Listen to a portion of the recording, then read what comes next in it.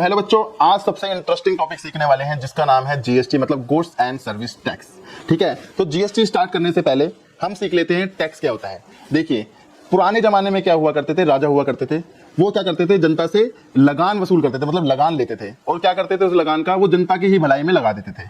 ठीक है, जैसे कि उनके लिए थोड़ी सी सड़कें बनवा ली, ठीक है, जैसे कि इंफ्रास्ट्रक्चर डेवलप करा दिया, कुछ हेल्थ में, कुछ एजुकेशन में उनके ऊपर लगा देते थे। इसी तरीके से आज करंट सिचुएशन में क्या हुआ, जो राजा हुआ करते थे वो बन गई अब सरकार, और जो जनता होती थी वो हो गए हम लोग। ठीक है, मतलब हम जनता हो गए, और जो लगान वसूल करते थे अब वो लगान बन गया टैक्स। ठीक है, तो अब क्या करती है सरकार, हमसे क्या करती है, टैक्स लेती है, जो उस टैक्स का पैसा क्या करती है, हमारे ऊपर ही खर्च कर देती है। हमारे ऊपर कैसे, जैसे कि हमारे हेल्थ सेक्टर पे, हेल्थ का मतलब जैसे कि हॉस्पिटल्स बनवा देती है। ठीक है, एजुकेशन पे खर्च करती है, मतलब कुछ ना कुछ स्कीम्स लाती रहती है बच्चों के लिए और स्कूल्स पे बनवाती रहती है। इसी तरीके से इंफ्रास्ट्रक्चर आप देखते होंगे कितनी अच्छी अच्छी रोडें, हाईवेज बन गए हैं, तो कौन बनवा रहा है, वो सरकार बनवा रही है। तो किसके पैसों से बनवा रही है, हमारे ही पैसों से बनवा रही है, मतलब हमारे टैक्सों से बनवा रही है। इसी तरीके से डिफेंस, देखिए हमारे बॉर्डर पे जवान खड़े हैं जो हमारी रक्षा कर रहे हैं, तो उनके हाथ में जो गन है, बंदूकें हैं, बम्स हैं, या जो भी डिफेंस में जो भी प्रोडक्ट यूज होते हैं वो कैसे आता है, वो हमारे ही टैक्स वाले पैसों से आता है। तो इसका मतलब गवर्नमेंट क्या है, हमसे टैक्स वसूल करती है और हमारे को ही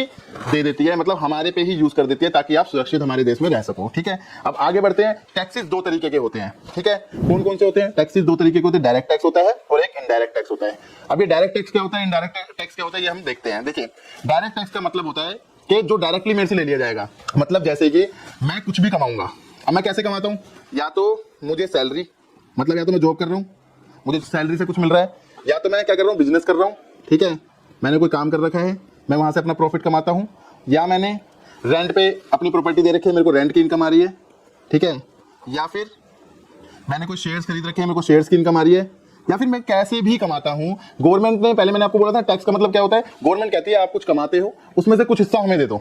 ठीक है, उसको क्या कहते हैं, टैक्स कहते हैं। तो कमाई क्या हो गई, मैंने कैसे कमाया, या तो मैंने सैलरी से, बिजनेस से, रेंट लेके, या फिर मैंने शेयरों से कमाया, मैंने किसी तरीके से भी कोई भी पैसा कमाया, उसमें क्या करना है, मुझे टैक्स कैलकुलेट करना है, गवर्नमेंट को दे देना है।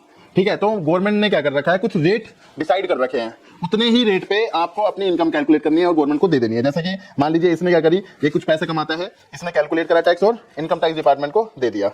ठीक है, इनकम टैक्स। अब डायरेक्ट टैक्स का मतलब हो गया इनकम टैक्स। ठीक है, अब आगे चलते हैं। जैसे कि स्लैब रेट देखो आपके सामने दिख रहा है, अभी हम रेट की बात कर रहे थे ना कि गवर्नमेंट क्या करती है, आप जो पैसा कमाते हो ना उस पर एक पर्टिकुलर रेट होते हैं, उस रेट पे आपसे टैक्स वसूल कर लेती है। ठीक है, तो ये रेट है और ये रेट ना चेंज होते रहते हैं। आपने देखा होगा हर बजट आता है, हर बजट में कुछ ना कुछ आपको रेट में डिफरेंस मिलेगा, मतलब आपकी कमाई को क्या करते हैं, कभी वो 2 लाख कह देते हैं कि 2 लाख रुपए पे आपको इतना टैक्स देना है, 3 लाख पे देना, 4 लाख पे देना है, तो ये स्लैब रेट चेंज होते रहते हैं, इसको रटने की जरूरत नहीं होती। तो ये सारी की सारी चीजें हम इनकम टैक्स में पढ़ने वाले हैं अपने, जब हम इनकम टैक्स का टॉपिक स्टार्ट करेंगे तो सब कुछ पढ़ने वाले हैं, बिल्कुल डीपली पढ़ेंगे इसको। अभी तो मैं आपको ऐसे ही बता रहा हूँ कि डायरेक्ट टैक्स होता क्या है, जो डायरेक्टली आपकी कमाई से लिया जाता है, मैं जो कमा रहा हूँ उससे डायरेक्टली मेरे से ले लिया जाएगा, मतलब सरकार कुछ हिस्सा मेरे से ले लेगी। अब जैसे कि आपको दिख रहा है यहाँ पे लिखा है कि 3 लाख रुपए तक 0% देना है, मतलब जो बंदा, जो पर्सन 3 लाख रुपए तक कमाता है उससे गवर्नमेंट कोई टैक्स नहीं ले रही है। वो कहती है भाई तू जी ले अपनी जिंदगी, तू इस 3 लाख रुपए को रख और अपना खर्चा कर। ठीक है, इसी तरीके से अगर 3 लाख से 6 लाख कमा रहा है वो, ठीक है, मतलब अगर वो 6 लाख रुपए तक कमा रहा है तो उससे कहती थी 3 लाख तक तो हम तेरे से कुछ नहीं लेंगे, लेकिन अगला 3 लाख रुपए जो तो है ना उसमें हम तेरे से 5% ले लेंगे। इसी तरीके से वो कहती है 6 लाख से 9 लाख रुपए पे 10% ले लेंगे, 9 लाख से 12 लाख रुपए पे 15% ले लेंगे, 12 लाख से 15 लाख पे 20% लेंगे, और 15 लाख से ज्यादा कमाएगा तो 30% लेंगे। ठीक है, इसकी कैलकुलेशन कैसे करते हैं, छोटी सी कैलकुलेशन मैं करके दिखा देता हूं, लेकिन जब हम अपना इनकम टैक्स स्टार्ट करेंगे तो वहां पे मैं डीपली समझाने वाला हूं। ठीक है, अभी छोटी सी कैलकुलेशन करके आपको समझा देता हूं। तो आप एक एग्जांपल देख लेते हैं। देखिए, ये है राजू, ये क्या करता है, जॉब करता है, इसको सैलरी मिलती है, इसने पूरे साल में कमाए 20 लाख रुपए। कितने कमाए, 20 लाख रुपए इसने पूरे साल में कमाए। ठीक है, और 1 ईयर लिख दूं मैं यहाँ पे। अब इसको क्या करना है, टैक्स कैलकुलेट करना है और गवर्नमेंट को देना है। ठीक है, अब एक और बात बता दूं, जैसे अभी तक मैंने पीछे नहीं बताया था कि जो हम टैक्स कैलकुलेट करते हैं ना 1 साल का करते हैं, मतलब 1 साल में आपने कितना पैसा कमाया उसी को आपको क्या है, गवर्नमेंट को पे करना है। ठीक है, अब वो 1 साल कैसे होता है, वो एवरी 1 अप्रैल से स्टार्ट होता है टू 31 मार्च तक वो चलता है, होता 12 महीने का ही है। जैसे अभी तक हम क्या समझते हैं, कैलेंडर ईयर होता है हमारा, 1 जनवरी से स्टार्ट होता है, 31 दिसंबर तक होता है। ठीक है, लेकिन जो हम टैक्स कैलकुलेट करने के लिए जो हमारी अकाउंटिंग होती है वो मैंने पहले भी आपको बता रखा है 1 अप्रैल से होती है और 31 मार्च की होती है। अब जो ये लास्ट में ये रेट दे रखे हैं, ये किसके लिए दे रखे हैं, फाइनेंशियल ईयर 24-25 के लिए रेट दे रखे हैं, मतलब जो भी आपने 24-25 मतलब 1 अप्रैल 2024 से लेके 31 मार्च 2025 तक जो भी आपने कमाया है उसके लिए आपको ITR फाइल करनी है। ठीक है, जुलाई में 2025 में और गवर्नमेंट को टैक्स दे देना है। ठीक है, अब ये जो 20 लाख रुपए हैं इसने इसी पीरियड में कमाए थे, 1 अप्रैल 2024 से लेकर 31 मार्च 2025 तक। अब हम टैक्स कैलकुलेट करेंगे इसकी मदद से, यहाँ पे जो लिखा हुआ है ना हमारे रेट्स लिखे हुए हैं, इसकी मदद से टैक्स कैलकुलेट करेंगे। चलिए मैं यहीं पे कैलकुलेट करके बता देता हूँ ताकि आपके सामने दिखते रहे। हमने कितने रुपए कमाए हैं? 20 लाख रुपए। ठीक है, देखिए इन्होंने बोला 3 लाख रुपए तक जीरो, मतलब इसके जो राजू हैं इसका जो पहला 3 लाख रुपए इसने कमाया है ना उस पर जीरो, कुछ भी नहीं देना मेरे को टैक्स। ठीक है, फिर इसने बोला अगले 3 लाख से 6 लाख, मतलब यहाँ से पहले मैं 3 लाख हटा दूं, अब इसको 17 लाख रुपए पे ही टैक्स देना है, बाकी बैलेंस पे 17, और 17 पे भी ये नहीं कि एक रेट से देना है, ठीक है, अलग अलग रेटों से देना है। अब मैं एक बार आपको बता दूं कैसे कैसे होगा ये कैलकुलेट। 17 लाख रुपए में से अब इन्होंने बोला नेक्स्ट 3 लाख रुपए पे हमें 5% देना है, तो 3 लाख रुपए पे 5% या 5% कैलकुलेट करेंगे जो होता है 15,000 रुपए। ठीक है, अब यहाँ से 3 लाख हटा दो, ये बचे 14 लाख रुपए। ठीक है, अब ये वाला भी हमारा जीरो वाला भी हो गया, 5 वाला भी हो गया। अब ये कह रहा है 6 से 9, मतलब अगले 3 लाख रुपए पे कितना देना है हमें? देना 10%, मतलब 30,000 रुपए। ठीक है, यहां से भी 3 लाख मैं हटा देता हूं, मेरा 11 लाख रुपए पे बचा हुआ है टैक्स, कि मुझे 11 लाख रुपए पे कितना देना है। ठीक है, अब हमारा अगला बोलता है 9 से 12, 9 से 12 मतलब अगले 3 लाख रुपए पे 15% टैक्स देना है। तो मैं यहाँ 3 लाख लिखता हूँ, 15% लिखता हूँ, 15 या 45,000 रुपये यहाँ लिख देता हूँ, और यहाँ से 3 लाख रुपए माइनस कर देता हूँ। 11 लाख में से 3 लाख रुपए और मैंने माइनस कर दिए, 8 लाख रुपए बचे। ठीक है, मतलब ऊपर वाले सारे बैलेंस तक अभी तक टैक्स लग चुका है। ठीक है, अब अगला आ गया 12 लाख से 15 लाख रुपए पे, मतलब अगले 3 लाख रुपए पे फिर 20%, ये हो गया 60,000 रुपये। यहाँ से फिर 3 लाख रुपए मैंने माइनस कर दिए, अब बचे 5 लाख रुपए। ठीक है, अब इसने क्या कहा, 15 लाख से ऊपर मान लो आपने जो भी कमाया, मतलब वहां पे 3 लाख रुपए का स्लैब नहीं चलेगा। मतलब यहाँ पे हम कर रहे थे ना 3 से 6, 6 से 9, 9 से 12, 12 से 15, हर किसी में 3-3 लाख रुपए का डिफरेंस था। लेकिन अब क्या है, 15 लाख से ऊपर जो भी आपने कमाया उसके ऊपर 30% टैक्स देना पड़ेगा। तो अब कितना बैलेंस बचा हुआ मेरा? 5 लाख, तो मैं 5 लाख लिखूंगा। ठीक है, और यहाँ 30% लगा दूंगा, तो टोटल हो गया 1.5 लाख रुपए। और यहाँ पे आप इसको कैलकुलेट करोगे तो ये बन जाएगा आपका 20 लाख रुपए। मतलब आपने जो 20 लाख रुपए कमाया था उसके हिस्सों में पैसे मांगते हैं, मतलब पूरे 20 लाख रुपए पे 30% नहीं लगा देंगे वो। ठीक है, उन्होंने 15 लाख रुपए तक स्लैब रेट बना रखा है जिसमें 5, 10, 15, 20% है। अब मान लो आप 40 लाख रुपए कमाते हो तो यहाँ तक तो 3 लाख रुपए तक तो ये लगेगा आप पे टैक्स। उसके बाद सारे के सारे टैक्स पे, सारे के सारे बैलेंस अमाउंट पे क्या लग जाएगा? 30% लग जाएगा। ठीक है, अब यहाँ पे जो हमारा टोटल टैक्स बना है एक बार कैलकुलेट कर लेते हैं। ये है 3 लाख रुपए, कितना है? 3 लाख रुपए। 20 लाख रुपए की कमाई पे इसको 3 लाख रुपए देने पड़े। इसके बाद देखो सेस भी लगता है, मैंने आपको बताया है इनकम टैक्स में आगे पढ़ाने वाला हूं, वहां पे डिटेल में आपको नॉलेज दूंगा। अभी तो बस मैंने आपको डायरेक्ट टैक्स समझाने के लिए बताया कि कैसे कोई बंदा कमाता है, पर्सन कमाता है, उसको कैसे टैक्स देना पड़ता है, और हर चीज पे अलग टैक्स देना पड़ता है। शेयर से पैसा कमाएगा तो इस पे स्लैब रेट लगेंगे नहीं लगेंगे, वो सारी की सारी डिटेल मैं आपको अगली क्लासों में दूंगा, जहां पे जब हम अपना इनकम टैक्स का मॉड्यूल स्टार्ट करेंगे। ठीक है, अभी हम जीएसटी सीखने वाले हैं, इसलिए हम इनकम टैक्स की बात इतनी ही करेंगे। अब आगे चलते हैं। ठीक है, अभी तक हमने सीख लिया था कि टैक्सेस 2 तरीके के होते हैं, एक डायरेक्ट टैक्स और एक इनडायरेक्ट टैक्स। डायरेक्ट टैक्स मैंने आपको बता दिया था कि जो डायरेक्टली हमारी कमाई का गवर्नमेंट जो टैक्स लेती है उसको डायरेक्ट टैक्स कहते हैं। ठीक है, अब इनडायरेक्ट टैक्स की बात कर लेते हैं। इनडायरेक्ट टैक्स का मतलब होता है जो लगता है गुड्स पे और सर्विसेज पे। ठीक है, वो डायरेक्टली हमसे नहीं लिया जा रहा। जैसे कि एग्जांपल देते हैं, मैं होटल में गया खाना खाने के लिए। ठीक है, उन्होंने एक मेरे को बिल थमा दिया। ठीक है, जिसके ऊपर मान लीजिए 500 रुपए का बिल था, उन्होंने 10 रुपए का टैक्स लगा दिया और 510 रुपए मेरे से ले लिए। ठीक है, अब उन्होंने क्या करा, जो पैसा था ना, क्या कहते हैं, यहां से उन्होंने हमसे 510 रुपए लिए। ठीक है, अब ये जो टैक्स है इन्होंने ना खुद नहीं रखा, 10 रुपए क्या कर दिए इसने आगे गवर्नमेंट को दे दिए। 10 रुपए आगे गवर्नमेंट को दे दिया, जो टैक्स का पैसा था ना 10 रुपए का, वो गवर्नमेंट को दे दिया। ठीक है, तो ये होगा इनडायरेक्टली, मतलब यहाँ पे इसकी मदद से जो दुकान वाला है इसकी मदद से गवर्नमेंट ने हमसे टैक्स ले लिया। हम क्या करने गए थे, हमने उनकी सर्विसेज ली और उस पर हमने टैक्स देना पड़ा। इसी तरीके से सेकंड एग्जांपल लेते हैं। अब देखिए नेक्स्ट एग्जांपल है मोबाइल का। ठीक है, मैं गया मोबाइल लेने के लिए। ठीक है, ये आपको मोबाइल दिख रहा है, मैं शॉप पे गया, इसने बोला ये 10,000 रुपए का मोबाइल है। ठीक है, और इसके ऊपर 18% इतने टैक्स लगा दिया, जो कि होता है 1800 रुपए। तो टोटल मेरे को कितने रुपए देने पड़े? 11,800 रुपए इसको देने पड़े। इसने क्या करा, 10,000 रुपए अपने पास रख लिए और 800 रुपए गवर्नमेंट को दे दिए। ठीक है, 1800 रुपए, सॉरी 1800 रुपए क्या करे गवर्नमेंट को दे दिए, जो कि है जीएसटी मतलब इनडायरेक्ट टैक्स। ठीक है, जो कि है जीएसटी मतलब इनडायरेक्ट टैक्स, जो हमसे कलेक्ट किया और दे दिया आगे, ठीक है। अब आप आई थिंक आप समझ गए हो। डायरेक्ट टैक्स का मतलब होता है जो डायरेक्टली हमसे लिया जाता है, इनडायरेक्ट टैक्स का मतलब होता है डायरेक्टली नहीं लिया जाता, ठीक है। वो तो या तो गुड्स पे या सर्विस पे हमको देना पड़ता है, या तो जो मैन्युफैक्चरर है, ट्रेडर है, सर्विस प्रोवाइडर हम उनको दे देते हैं, उनकी मदद से वो गवर्नमेंट तक पहुंच जाता है, उसको कहते हैं इनडायरेक्ट टैक्स। जैसे कि जीएसटी, कस्टम ड्यूटी, ये इनडायरेक्ट टैक्स के फॉर्म्स हैं, ठीक है। अब आगे बढ़ते हैं, हमारा मेन टॉपिक था जीएसटी, तो हम आज की क्लास में सीखने वाले हैं GST, goods and service tax, जो कि एक इनडायरेक्ट टैक्स है। अब आगे बढ़ते हैं, देखिए अभी हम गवर्नमेंट की बात कर रहे थे, ठीक है, कि गवर्नमेंट क्या करती है, हमसे टैक्स लेती है। ये गवर्नमेंट है, ये हमसे टैक्स लेगी। गवर्नमेंट भी दो तरीके की होती है, एक सेंट्रल गवर्नमेंट और एक स्टेट गवर्नमेंट। सेंट्रल गवर्नमेंट का मतलब होता है जो पूरा इंडिया चला रही है।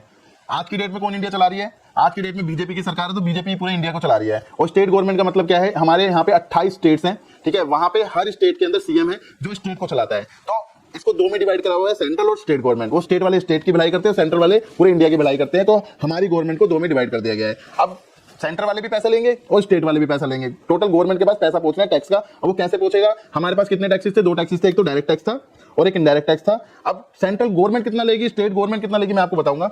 डायरेक्ट टैक्सेस का जो पैसा होता है वो जाता है सेंट्रल गवर्नमेंट के पास, मतलब इनकम टैक्स से जो वसूली होगी वो जाएगी सेंट्रल गवर्नमेंट के पास, ठीक है। और जो इनडायरेक्ट टैक्स का पैसा होता है वो कुछ पार्ट जाता है स्टेट गवर्नमेंट के पास और कुछ पार्ट जाता है सेंट्रल गवर्नमेंट के पास। मतलब इनडायरेक्ट टैक्सेस को सेंट्रल गवर्नमेंट भी लेता है और स्टेट गवर्नमेंट भी लेता है। डायरेक्ट टैक्सेस को कौन लेता है? सिर्फ और सिर्फ सेंट्रल गवर्नमेंट लेती है। आई थिंक आप इतना समझ चुके होंगे। अब आगे बढ़ते हैं। अब हम अपना इनडायरेक्ट टैक्स स्टार्ट करने वाले हैं, जो कि है goods and service tax, GST. मैंने पहले ही बोल दिया था आपको, बहुत ज्यादा इंपॉर्टेंट होने वाला है टॉपिक। तो मैं थोड़ा सा पानी पी लूं स्टार्ट करने से पहले। जीएसटी की फुल फॉर्म क्या है? Goods and service tax. मतलब गुड्स पे और सर्विस पे लगेगा क्या? टैक्स। इसी को हम कहते हैं गुड्स एंड सर्विस टैक्स, ठीक है। अब गुड्स क्या होते हैं? देखिए आपके सामने दिख रहे हैं, ये गुड्स हैं। ये गाड़ी हो गई, ये मोबाइल हो गया, ये टेबल हो गया, ये लैपटॉप हो गया, ये एसी हो गया, ये सारे सामान हो गए, ये गुड्स हैं। अब क्या यही गुड्स हैं? ये सब गुड्स हैं। ये भी गुड्स है, मोबाइल भी गुड्स है, ये भी गुड्स है, सब गुड्स है, ठीक है। ये यही नहीं कि 6 गुड्स हैं। मतलब मैंने कहने का मतलब था गुड्स एंड सर्विस टैक्स का मतलब जो गुड्स में डील कर रहा है उस पे भी टैक्स लगेगा, जो सर्विसेज में डील कर रहा है उस पे भी टैक्स लगेगा। अब सर्विसेज कैसे होगी? जैसे कि देखो मैं आपको दिखा दूं सर्विस भी। ये लॉयर साहब हैं, ठीक है, ये अपनी सर्विस देखते हैं, केस लड़ते हैं। ये एयरप्लेन है, ये हमें एक जगह से दूसरी जगह ले जाता है, मतलब ट्रैवल का काम करता है। ये एजुकेशन है, मैं आपको पढ़ा रहा हूँ, ये भी एजुकेशन है, तो ये सर्विस हो गई। ये डॉक्टर है, ये भी आपको इलाज करते हैं, ये भी आपको सर्विस दे रहे हैं। ये कैब है, आपको एक जगह से दूसरी जगह ले जाती है और आपसे कुछ पैसे ले लेती है, ये भी आपको सर्विस ही दे रही है, ठीक है। इस तरीके से जैसे कि चार्टर्ड अकाउंटेंट है, ये भी आपको सर्विस देते हैं। और भी बहुत सारी चीजें सर्विस में काउंट होती हैं, ठीक है। अब आई थिंक आप समझ गए गुड्स क्या होते हैं और सर्विस क्या होती हैं। अब आगे बढ़ते हैं। अब मैंने एक एग्जांपल लिया है, ये लाला जी का, ठीक है। ये मैन्युफैक्चरर है एसी के, हरियाणा में ये रहते हैं, ठीक है। ये एसी बनाते हैं जिसकी वैल्यू 50,000 रुपये, मतलब 50,000 रुपये में सेल करते हैं, ठीक है। अब एक बात समझिए, ये पिंटू है, कस्टमर है, एसी इसने खरीदने आया हरियाणा से, ठीक है।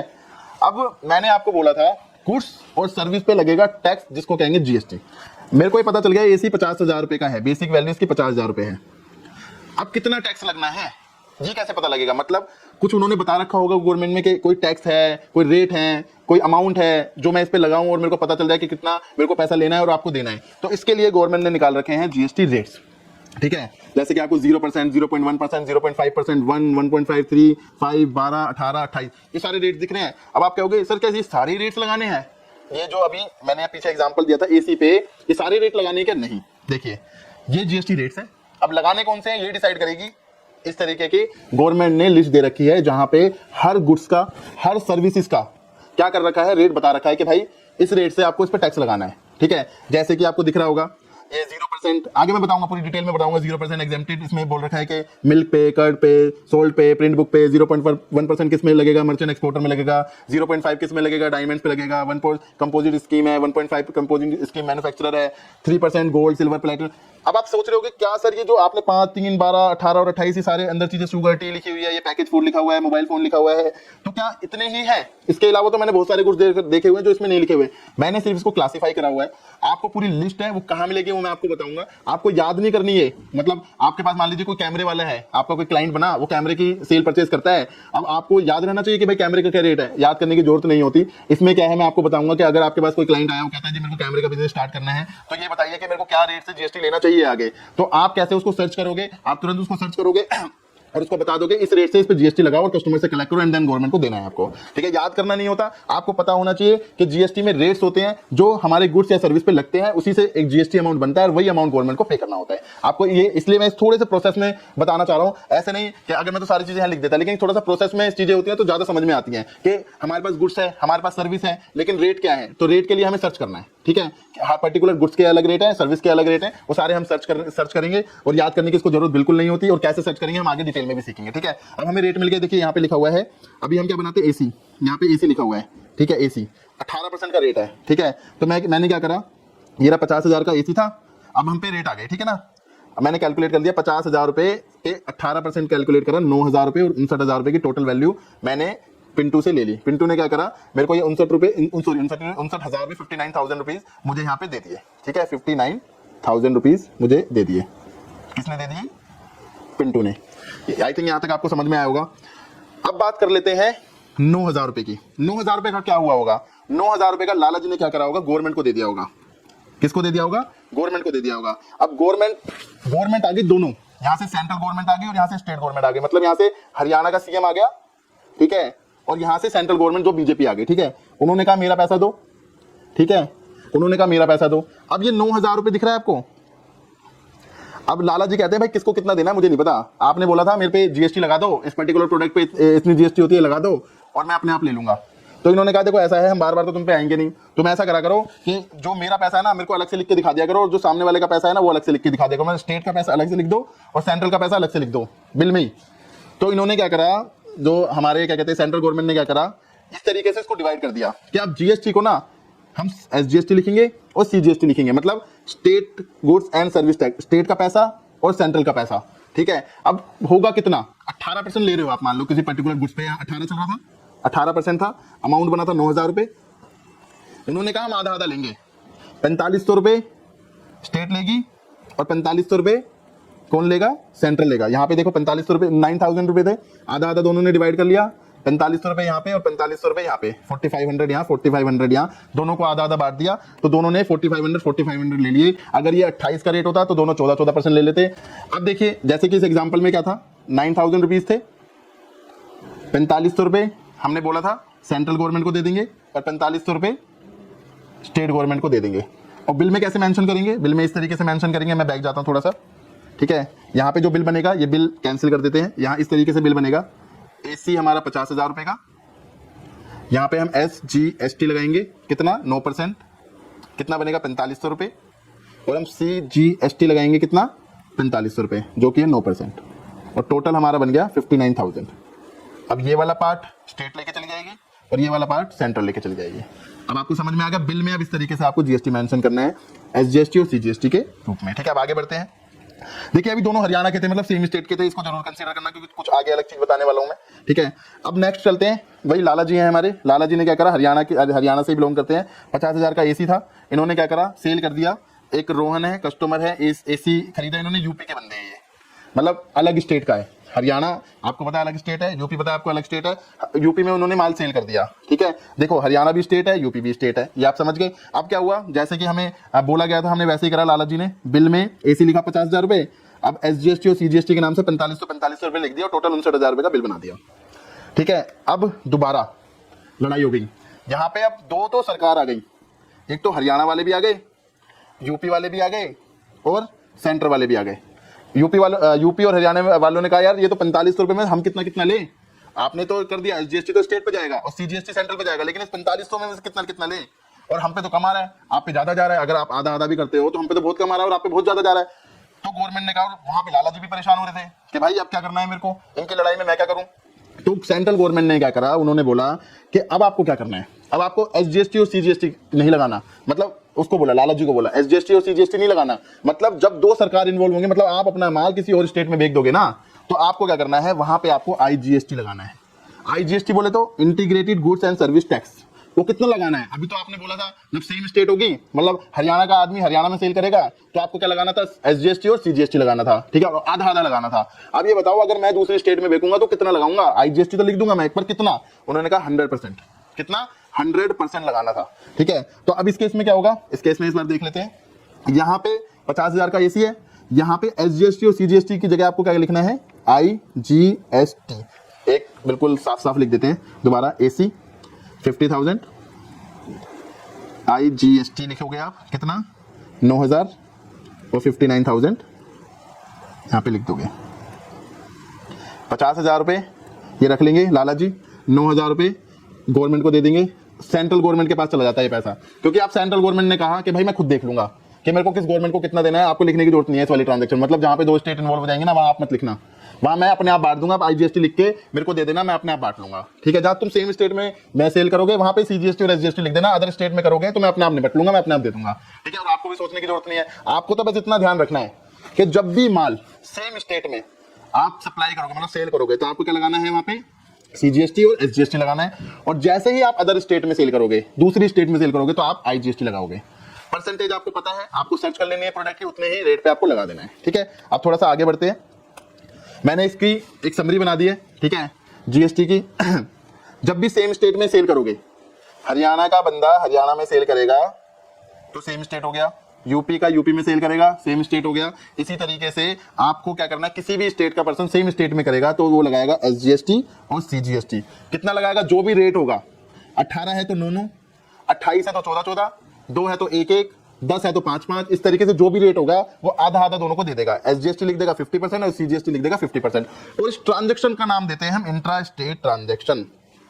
क्या कहते हैं इसको, इंट्रा स्टेट ट्रांजेक्शन, ठीक है। अब आपसे ना क्वेश्चंस भी आते हैं कि बताइए जो इंट्रा स्टेट ट्रांजेक्शन होती है ना, उसमें क्या लगता है, तो आपको बताना है उसमें। आपको पहले तो सोचना है इंट्रा स्टेट का मतलब क्या हो गया, मतलब मैं सेम स्टेट में बेच रहा हूँ। इंट्रा मतलब सेम स्टेट, क्या हो गया, सेम स्टेट हो गया। तो वहां पे हमने 2 टैक्स लगाने हैं, एक SGST क्योंकि सेंट्रल को देना है, और एक पैसा CGST और एक SGST, एक स्टेट को देना है पैसा और एक सेंट्रल को देना है, ठीक है।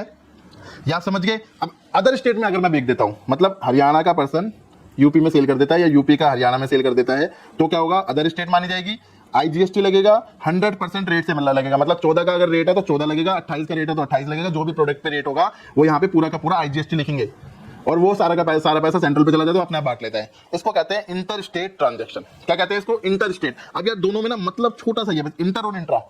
या याद कैसे रखेंगे, याद इस तरीके से रखोगे, जैसे इंटर का मतलब हो गया जो शादी जैसे इंटर कास्ट करते हैं ना दूसरी कास्ट में, तो इसी तरीके से याद रखना। इंटर कास्ट का मतलब हो गया मैंने दूसरी स्टेट में क्या करी है, सेल सप्लाई करी है, तो इंटर कास्ट मतलब अपनी स्टेट को छोड़ के दूसरी स्टेट, इस तरीके से आप याद रख सकते हो। और इंट्रा का मतलब जब इंटर याद हो गया तो इंट्रा तो ऑटोमेटिकली याद हो जाएगा। अब आपको 2 चीज रिमाइंड करनी है, याद रखनी है, जब भी आप सामान सेम स्टेट में सेल करोगे तो आप 2 टैक्स लगाओगे, SGST CGST, वो भी आधे आधे रेट पे, ठीक है। और इसी तरीके से अदर स्टेट में बेचोगे तो IGST लगाओगे, वो भी फुल रेट पे, ठीक है। अब थोड़ा सा टेस्ट ले लेता हूं मैं आपको। ये गाड़ी का मैन्युफैक्चरर है, 28% का रेट है इसके ऊपर। अब बताना मेरे को जल्दी जल्दी, हरियाणा से हरियाणा में सेल किया तो टाइप ऑफ ट्रांजैक्शन क्या हो गई, मतलब ट्रांजैक्शन का नाम बताइए। हरियाणा से हरियाणा बनेगा इंट्रा, लगेगा कौन सा टैक्स, SGST और CGST, हाफ हाफ। मैंने बोला था 28 का रेट है तो आधा आधा, ठीक है। IGST लगेगा नहीं लगेगा, नहीं लगेगा सर, 28 तो पूरा हो गया, कौन सा लगेगा। यूपी से यूपी क्या हो गया, सेम स्टेट हो गया, सेम स्टेट का मतलब हो गया इंट्रा, तो SGST और CGST आधा आधा, ठीक है, IGST नहीं होगा। हरियाणा से यूपी सर इंटर स्टेट हो गए, अलग स्टेट हो गया, तो ट्रांजैक्शन का नाम क्या हो गया, इंट्रा। क्या हो गया, इंट्रा नहीं इंटर। मैंने बोला था ना इंटर कास्ट याद रखना, मतलब दूसरी जगह पे जाके शादी करी तो दूसरी जगह पे माल बेचा, दूसरी स्टेट में माल बेचा, तो यहाँ पे हो गया हमारा इंटर, ठीक है। हरियाणा से यूपी में करा मैंने, हो गया इंटर। यहाँ पे क्या लगेगा, SGST लगेगा या नहीं लगेगा, नहीं लगेगा। CGST लगेगा, नहीं लगेगा। क्या लगेगा बताओ, यहाँ पे लगेगा IGST, वो भी कितना लगेगा, पूरा का पूरा 28% लगेगा, ठीक है। यूपी से हरियाणा भाई इंटर हो गया, SGST नहीं लगेगा, CGST नहीं लगेगा, क्या लगेगा, पूरे रेट से IGST लगेगा। यूपी से बिहार 2 अलग अलग स्टेट हो गई, इंटर स्टेट बोलते हैं, SGST नहीं लगता ना CGST लगता, क्या लगता है, फुल रेट से IGST लगता है। अगर ये मटेरियल 10 का होता तो यहाँ पे 10 आता, ठीक है, यहाँ पे 10 आता और यहाँ पे 5 आता, ठीक है। जैसे गुड्स का रेट है उसी हिसाब से हम डिवाइड करते हैं। Sector 16 Faridabad, sector 12 Faridabad, same state में माल बेचा है, इसका मतलब ट्रांजैक्शन का नाम हो गया इंट्रा स्टेट, SGST आधा और CGST आधा। इसी तरीके से सेक्टर 16 वाले ने क्या करा, गोवा, मतलब अलग स्टेट को माल बेचा, तो क्या हो गया, इंटर स्टेट, और SGST और CGST नहीं लगेगा, क्या लगेगा, IGST, वो भी पूरे रेट से। आई थिंक आपको यहां तक समझ में आ गया होगा।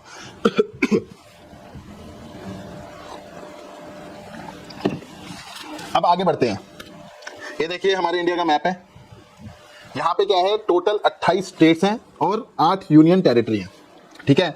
अभी तक हमने क्या सीखा वो याद करो। हमने सीखा गुड्स और सर्विसेज पे जब हम उसको सप्लाई करते हैं तो क्या लगता है, टैक्स लगता है, जिसको जीएसटी कहते हैं। गुड्स हमने देख लिए, सर्विस हमने देख ली, फिर इसके बाद हमने रेट्स देखे कि कितने तरीके के रेट्स हैं जीएसटी के अंदर जो हम वैल्यू पे लगाएंगे एंड देन हम पे टैक्स कैलकुलेट करके आ जाएगा। फिर हमने सीखा अगर सेम स्टेट में माल को बेचते हैं तो हमारे पास एसजीएसटी और सीजीएसटी लगता है, और दूसरी स्टेट में बेचते हैं तो क्या लगता था, आईजीएसटी। ठीक है, वो लड़ाई भी हमने खत्म कर दी थी। अब जी स्टेट तो हमें समझ में आ गई, मतलब ये आपस में अगर बेचेंगे, ठीक है, आंध्र प्रदेश अरुणाचल को बेचेगा तो हमारा आईजीएसटी लग जाएगा, और बिहार में बेचेगा तो सीजीएसटी और एसजीएसटी लग जाएगा। अब यूनियन टेरिटरी वाले बोलते हैं कि भाई हम तो स्टेट लिख नहीं सकते, हम तो यूटी हैं, तो हम क्या बोलेंगे, तो इनके लिए भी सोल्यूशन निकाला। अब ये जो हमारे लाला जी हैं ये चंडीगढ़ चलेगा, काम बहुत बढ़ गया, ये चंडीगढ़ गया, इन्होंने वहां काम स्टार्ट कर दिया जो कि है यूटी, यूनियन टेरिटरी है। इन्होंने सोनू को सामान बेचा, ठीक है, वो भी चंडीगढ़ में ही रहता है। ठीक है, अब जो नॉर्मल बिल बनना था वो कैसे बनता है, पहली बात तो ये ट्रांजेक्शन चंडीगढ़ का पर्सन चंडीगढ़ में बेच रहा है, मतलब सेम है, ये सेम स्टेट नहीं है, ये सेम यूटी है। ठीक है, यूनियन टेरिटरी है। अब यहाँ पे लिख देंगे हम सेम यूटी, ठीक है, यूनियन टेरिटरी। अब बिल कैसे बनना चाहिए, बिल बनना चाहिए जी 50,000 रुपए का माल था, आधा आधा बोला था, 18% का रेट है, नहीं लिखा हुआ मैं लिख देता हूँ, 18% का रेट है, 9% एसजीएसटी और 9% सीजीएसटी के 59,000 हम सोनू से कलेक्ट कर लेंगे। ठीक है, अब क्वेश्चन आता है, सर यहाँ पे तो लिखा है एसजीएसटी, मतलब स्टेट लिखा हुआ है, तो स्टेट हटा दो ना, यहाँ पे वर्ड लिख दो यूटी, यूटी जीएसटी। ये स्टेट थोड़ा है, ये क्या है, यूटी है, तो यहाँ यूटी वर्ड लिख देंगे। कंसेप्ट सिंपल है, सेम यूटी मतलब सेम स्टेट सेम यूटी में अगर आप सेल करोगे तो दो टैक्स लगेंगे, जब स्टेट में करोगे तो एसजीएसटी सीजीएसटी लगेंगे, और सेम यूटी में करोगे तो यूटी जीएसटी और सीजीएसटी लगेंगे। ठीक है, और अगर दूसरे में करोगे, सेकंड एग्जांपल देख लेते हैं, आई थिंक आपको यहाँ पे समझ में आ गया, सेम यूटी में बेचोगे तो क्या लगेगा, एस की जगह यूटी लिख दोगे आप, यूटी जीएसटी लिख दोगे, और सीजीएसटी तो रहेगा ही रहेगा, मतलब सेंट्रल को पैसा तो जाएगा, अब ये वाला पैसा यूटी जीएसटी को चला जाएगा, उस यूनियन टेरिटरी को चला जाएगा। ठीक है, स्टेट को नहीं जाएगा, स्टेट नहीं है ये। ठीक है, अब आगे बढ़ते हैं। लाला जी मैन्युफैक्चरर है, वही चंडीगढ़ है, यूटी में बैठे हुए हैं, अब इसने हरियाणा के पर्सन को माल बेच दिया, तो ये ट्रांजैक्शन क्या हो गई बताइए, अदर स्टेट की हो गई, अदर स्टेट में बेच दिया मैंने माल, दूसरी वो तो स्टेट ही है ना, उस स्टेट में बेच दिया। जब मैं अदर स्टेट में सामान को बेच देता हूं तो क्या होता है, मेरा आईजीएसटी लगता था, लेकिन यहाँ पे क्या है, मेरी यूटी है और वहां पे वो स्टेट है, तो सिंपल सी बात है, चाहे यूटी से अलग अलग उसमें बेको स्टेट में, ठीक है, तो चाहे स्टेट से अलग स्टेट में बेको, आपका लगेगा आईजीएसटी। यहाँ पे आईजीएसटी लग रहा है तो आईजीएसटी ही लगा रहेगा। सिंपल सी कैलकुलेशन है, जब यूटी टू यूटी आएगा तो एस का नाम, एसजीएसटी का नाम यूटी जीएसटी हो जाएगा, लेकिन जब अदर स्टेट में बेचा जाएगा तो वहां पे नाम चेंज नहीं होगा, वहां आईजीएसटी ही होगा। तो वहां पे गवर्नमेंट देख लेगी कि कैसे कैसे पैसे उनको देने हैं, तो यहाँ पे आईजीएसटी ही लगेगा 18% 9,000 रुपए के हिसाब से। ठीक है, आई थिंक आपको समझ में आ गया होगा। आगे बढ़ते हैं। एक मैंने सिंपल सा दोबारा इसको रिफॉर्म कर दिया जीएसटी को, कि सेम स्टेट या फिर यूटी, सेम स्टेट या फिर यूटी में बेचोगे तो एसजीएसटी या यूटी जीएसटी लगेगा, मतलब अगर वो स्टेट होंगी दोनों तो एसजीएसटी लगेगा, दोनों यूटी होंगी तो यूटी जीएसटी लगेगा। कितना कितना लगेगा, 50% लगेगा। और सेकंड टैक्स कौन सा लगेगा, सीजीएसटी लगेगा, जो लगेगा 50%। ठीक है, और इस ट्रांजैक्शन को क्या कहते हैं, इंट्रा स्टेट ट्रांजैक्शन कहते हैं। सब सेम स्टेट का नाम इंट्रा स्टेट ट्रांजैक्शन। ठीक है, अदर स्टेट या यूटी में बेचेंगे तो क्या होगा, आईजीएसटी लगेगा, 100% लगेगा। ठीक है, मतलब 28 का रेट है तो 28 पूरे का पूरा लग जाएगा, इसको कहते हैं इंट्रा स्टेट ट्रांजैक्शन। ठीक है, अब आगे बढ़ते हैं। इसको टाइप ऑफ जीएसटी कहते हैं। टाइप ऑफ जीएसटी आपकी कितनी होगी, SGST, CGST, IGST, UT GST. अब आपको समझ में आ गया, लिखा होता है, आपसे पूछ लेते हैं इंटरव्यू में, बताइए कितने तरीके की जीएसटी होती है, तो आपको बता देना SGST, CGST, IGST, UT GST. अब मैंने आपको इसको अच्छी तरह से डिटेल में एक्सप्लेन भी कर दिया, आप भी उनको एक्सप्लेन कर देना। अब आगे बढ़ते हैं, एक टेस्ट ले लेता हूं मैं आपका। हरियाणा से हरियाणा में बेका, बताइए कौन सी ट्रांजैक्शन हुई, इंट्रा स्टेट ट्रांजैक्शन। क्या लगेगा, एसजीएसटी और सीजीएसटी, आईजीएसटी, यूटी जीएसटी क्या लगेगा, यहाँ पे लगेगा, हरियाणा क्या है, स्टेट है, फिर दूसरा हरियाणा स्टेट है, तो यहाँ पे लगेगा एसजीएसटी एंड सीजीएसटी आधा आधा। ठीक है, आईजीएसटी नहीं लगेगा, यूटी जीएसटी नहीं लगेगा। चंडीगढ़ क्या है, चंडीगढ़ यूटी है, यूनियन टेरिटरी है, तो चंडीगढ़ से चंडीगढ़ में बेका, मतलब union territory to union territory बेका, तो ये इंट्रा स्टेट ट्रांजैक्शन, मतलब सेम यूटी ट्रांजैक्शन है। ठीक है, यहाँ पे यूटी लिखेंगे, स्टेट नहीं UT, same union territory transaction है। तो यहाँ पे क्या लगेगा, हमारा एसजीएसटी लगेगा या नहीं लगेगा, बताओ, नहीं लगेगा। सीजीएसटी लगेगा, नहीं लगेगा, लगेगा, वो भी आधा। आईजीएसटी लगेगा, नहीं लगेगा, नहीं लगेगा। क्या लगेगा, यूटी जीएसटी लगेगा, वो भी आधा। ठीक है, आप समझ गए। इसी तरीके से दिल्ली है, यूपी है, दोनों क्या है, ये यूनियन टेरिटरी में आ गया, यूपी क्या आ गया, नॉर्मल स्टेट हो गई। तो यहाँ पे जो ट्रांजैक्शन हो गई, एक यूनियन टेरिटरी से दूसरी स्टेट में हो गई, तो हमारी क्या है, इंटर स्टेट ट्रांजैक्शन है ये, स्टेट या यूटी बोल लो। ठीक है, ये ट्रांजैक्शन है, जब भी इंटर होती है, मतलब दूसरे में होती है, तो हम सिंपल सा क्या टैक्स लगा देते हैं, हम आईजीएसटी लगा देते हैं, वो भी फुल परसेंटेज से। अब नेक्स्ट है हमारा यूपी है, उसने क्या करा, चंडीगढ़ को बेचा, ठीक है, चंडीगढ़ क्या यूटी है हमारी, तो हमारी इंट्रा स्टेट या यूटी बोल दो ट्रांजैक्शन हो गई, ठीक है। यहाँ पे हमारा क्या लगेगा, इंटर स्टेट ट्रांजैक्शन है तो हमारा फुल रेट से क्या लगेगा, आईजीएसटी लगेगा। इसी तरीके से यूपी और दिल्ली हो गया, ठीक है, तो हमारी दिल्ली क्या है, मैंने यूटी बोला था, यहाँ पे इंटर स्टेट या यूटी बोल दो ट्रांजैक्शन है ये, तो यहाँ पे क्या लगेगा, फुल रेट से आईजीएसटी लगेगा। पौंडीचेरी और पौंडीचेरी दोनों यूटी हैं, तो ये इंट्रा स्टेट ने ये यूटी हो गया, इंट्रा यूटी ट्रांजैक्शन हो गई, तो यहाँ पे क्या लगेगा, सीजीएसटी लगेगा एंड यूटी जीएसटी लगेगा, वो भी आधा आधा। सेक्टर 16 फरीदाबाद से हरियाणा से लक्ष्मीनगर मतलब यूटी में गया, तो इंटर स्टेट या यूटी लिख दो, यहाँ पे ट्रांजैक्शन है, तो यहाँ पे क्या लगेगा, फुल रेट से आईजीएसटी लगेगा। आई थिंक आप सब कुछ समझ गए होंगे, आपको टाइप्स ऑफ जीएसटी समझ में आ गए, कैसे उसको लगाते हैं समझ में आ गया, क्या रेट्स होते हैं समझ में आ गया। रेट याद करने की कोई जरूरत नहीं होती, बस ये समझो कि रेट्स होते हैं और आपको कैसे ट्रांजैक्शन पे उसको पिंच करना है, सॉरी कैसे आपको बिल पे उसको लगाना है, मैंने आपको सिखा दिया, ठीक है। अब आगे बढ़ते हैं और एक जल्दी से क्विक रिविजन लेते हैं। तो ये राजू है जो मैन्युफैक्चरर है, टेबल बनाते हैं, आपको टेबल दिख रही है, और ये हरियाणा में मतलब इसका जो बिजनेस है हरियाणा में है, ठीक है।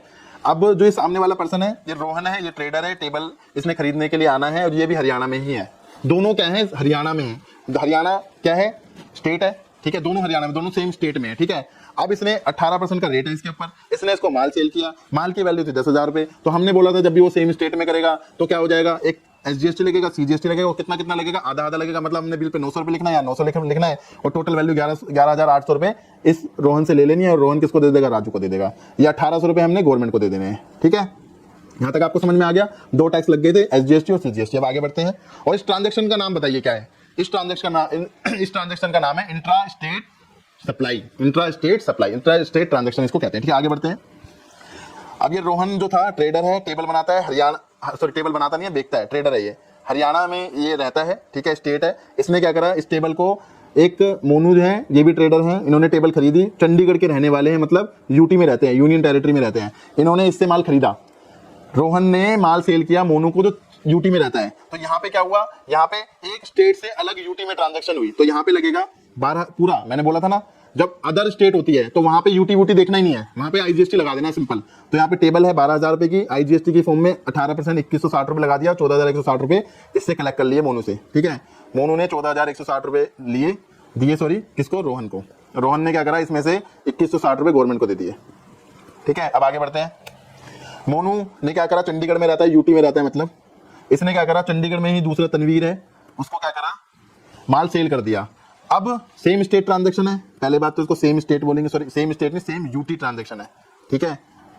क्या है, सेम यूटी ट्रांजैक्शन है, तो यहाँ पे क्या लगता है, यहाँ पे यूजीएसटी लगता है और सीजीएसटी लगता है, वो भी आधा आधा। जैसे कि अभी 15,000 की टेबल इसने बेसिक वैल्यू थी, इसके ऊपर 9% यूजीएसटी लगाया और सीजीएसटी लगा दिया 9%, 1350 17,700 रुपए तनवीर से लेके अपने पास रख लिया और इसमें से 1350 गवर्नमेंट को दे दिए, ठीक है। आई थिंक अब आपको सब कुछ समझ में आ गया होगा, ठीक है।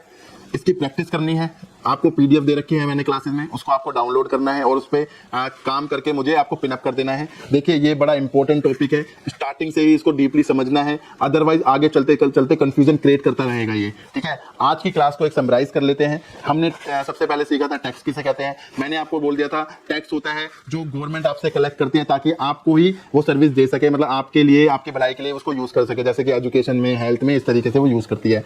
सेकंड मैंने आपको बोला था टैक्सेस दो तरीके के होते हैं, डायरेक्ट होता है और इनडायरेक्ट होता है। डायरेक्ट होता है जो आप खुद कमा रहे हो, डायरेक्टली कमाते हो, आपसे कहता है इतना हिस्सा मुझे चाहिए, रेट हर साल चेंज होते रहते हैं, वो अमेंडमेंट में जैसे बजट आता है आपको बता दिए जाते हैं, ठीक है। इसी तरीके से एक इनडायरेक्ट टैक्स होता है जो डायरेक्टली आपसे नहीं लिया जाता, जैसे कि जो गुड्स और सर्विसेज पर लगाया जाता है, जैसे कि जीएसटी, वो आपका होटल में गए खाना खाने के लिए, आपसे टैक्स वसूल किया, उस होटल वाले ने क्या करा, गवर्नमेंट को पे कर दिया, उसको कहते हैं इनडायरेक्ट टैक्स, ठीक है। फिर हम जीएसटी स्टार्ट कर दी थी। जीएसटी के अंदर सबसे पहले हमने सीखा था जीएसटी की फुल फॉर्म क्या है, गुड्स और सर्विस टैक्स कहते हैं, मैंने आपको गुड्स दिखा दिए थे, फिर हमने सर्विस दिखा दी थे, फिर अब उसके ऊपर ट्रेडिंग करनी थी, तो उसके बाद हमने रेट डिस्कशन करे कि हम एक पर्टिकुलर रेट दे रखे हैं और हर प्रोडक्ट के रेट और हर सर्विसेज के रेट अलग हैं, याद करने की उनको जरूरत नहीं पड़ती है, ठीक है। उनको कैसे सर्च करते हैं मैं आगे आपको बताऊंगा, आपको रेट समझ में आ गया, उसी रेट से क्या करना था, आपको जीएसटी कैलकुलेट करके गवर्नमेंट को दे देना है। लेकिन उसके बाद भी क्या हुआ, स्टेट और सेंट्रल के पास पैसा जाता है, तो हमने क्या करा, टाइप्स ऑफ जीएसटी पढ़े, जिसके अंदर हमने पढ़ा जब सेम स्टेट में हम माल को सेल करते हैं तो क्या लगाते हैं, दो टैक्स लगते हैं, एसजीएसटी और सीजीएसटी, जो आधे आधे होते हैं, जो भी रेट डिसाइडेड हो रखा है उसका आधा आधा दोनों पे लग जाएगा। और जब अदर स्टेट में हम ट्रांजैक्शन करते हैं तो आईजीएसटी लगाते हैं, तो अब जब आईजीएसटी लगाते हैं तो फुल रेट से लगाते हैं, तो वो वही वाला रेट हम गवर्नमेंट को वो कलेक्ट करके दे देते हैं। जो सेम स्टेट के ट्रांजैक्शन का नाम इंट्रा है, इंट्रा स्टेट सप्लाई कहते हैं, और जो अदर स्टेट के ट्रांजैक्शन का नाम है उसको कहते हैं इंटर स्टेट सप्लाई। फिर इसके बाद हमने यूटी पढ़ा था कि अगर मान लीजिए ट्रांजैक्शन यूटी में होती है तो सेम यूटी में हो रही है, तो टोटल हमने 8 यूटी बताई थी आपको, और स्टेट बताई थी मैंने आपको 28 होती है। सेम यूटी में ट्रांजैक्शन हो रही होती है तो वहां पे एसजीएसटी की जगह यूटी जीएसटी हो जाता है, और सीजीएसटी सीजीएसटी रहता है, और वो भी सेम आधा आधा हो जाता है। अब मैंने बोला था अगर एक यूटी से दूसरी स्टेट में ट्रांजैक्शन हो रही है तो वहां पे जैसे कि हम स्टेट टू अदर स्टेट करते हैं, वैसे ही वहां पे भी आईजीएसटी ही चार्ज करते हैं, वहां पे यूटी जीएसटी वगैरह कुछ नहीं होता, वहां पे आईजीएसटी ही चार्ज करते हैं अदर स्टेट मानते हुए। ठीक है, तो ये सारी हमने आज की क्लास में सीखा। अब मैंने आपको प्रैक्टिस बुक दी है, वहां पे आपको प्रैक्टिस करनी है और मेरे को बताना है। मिलते हैं अपनी नेक्स्ट क्लास में, इसी तरीके से हम इसको सीखते चले जाएंगे। Tata bye bye.